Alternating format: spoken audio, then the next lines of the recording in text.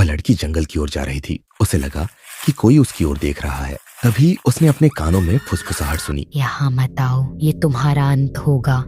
कुछ ही पलों बाद उसकी चीखें पूरे जंगल में गूंज उठी। अगली सुबह गांव वालों को सिर एक पेड़ की डाल पर लटका मिला और शरीर का कोई निशान नहीं था। गांव नरकुंडा में 5 दोस्त अपने कॉलेज के रियूनियन के लिए पहुंचे। अरमान, काव्या, समीर, रिया और निशा।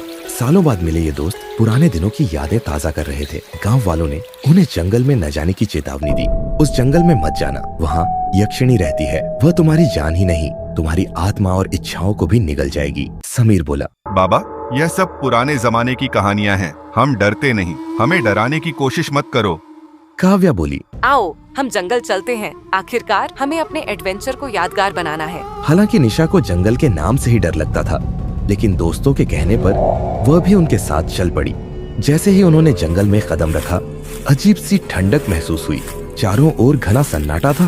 पेड़ों की टहनियाँ अजीब तरह से झुकी हुई थी, जैसे वे किसी को पकड़ने को तैयार हो। रिया बोली, मुझे यह जगह बिल्कुल सही नहीं लग रही। यहाँ बहुत अजीब सा माहौल है। अरमान बोला, अरे डरने की जरूरत नहीं है, देखना यक्षिणी हमारी मेहमान नवाजी करने आ जाएगी।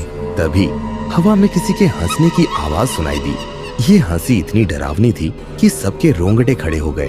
काव्या डरते हुए बोली, ये क्या था? क्या तुमने भी सुना? जंगल में चलते हुए उन्हें एक पुराना टूटा हुआ मंदिर दिखा।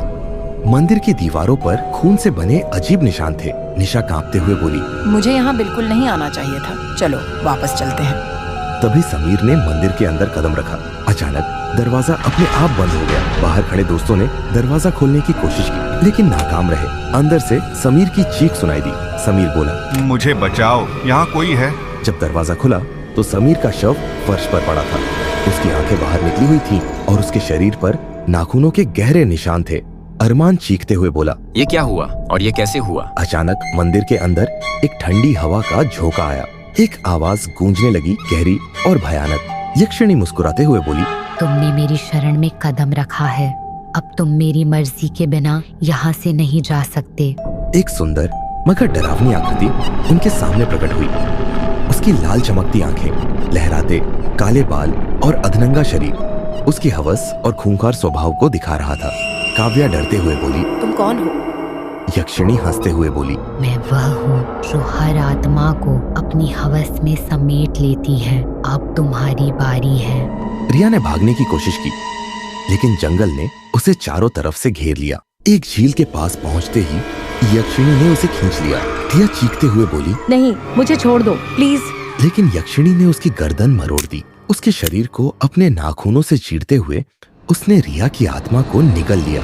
अब अरमान, काव्या और निशा ही बचे थे। निशा ने बोला, हमें यहाँ से भागना होगा, ये हमें मार डालेगी। अरमान बोला, भागने का कोई फायदा नहीं, हमें इसका सामना करना होगा।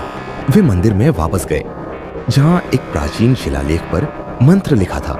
अरमान ने उसे पढ़ना शुरू किया। यक्षिणी ने बोला, तुम मेरे अंत की कोशिश कर रहे हो, तुम सबकी मौत पक्की है। उसने काव्या को खींच लिया। काव्या चीखते हुए बोली, अरमान जल्दी करो, यह मुझे खत्म कर देगी। अरमान ने आखिरी मंत्र पूरा किया। अचानक यक्षिणी चीखने लगी, उसकी काया जलने लगी और वह धुएं में बदलकर गायब हो गई।